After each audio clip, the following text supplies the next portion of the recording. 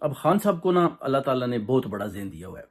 ابھی وہ جیسے گیم کھیل رہے ہیں ان کے ساتھ، آپ دیکھیں کہ کیسے انہوں نے ان کا جینا حرام کیا ہوا ہے.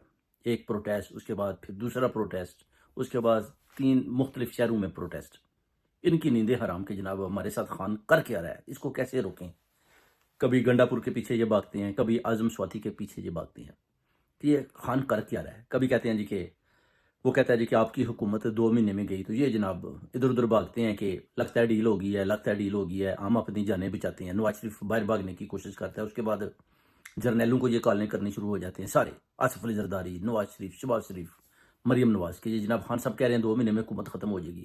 یہ یعنی اپنا نا پورا وہ منجی دے ہیٹھ ڈنڈا مار دے کہ جناب 2 مہینے کا ٹائم دیا. پھر وہ کہتا ہے جی کہ میں جی ایسا کرتا ہوں آپ سے، ٹھیک ہے مشروط معافی مانگ لیتا ہوں. پھر یہ جناب تالیاں بجاتے ہیں کہ واہ جی واہ، خان صاحب جناب معافی مانگنے کے لیے راضی ہو گئی ہیں.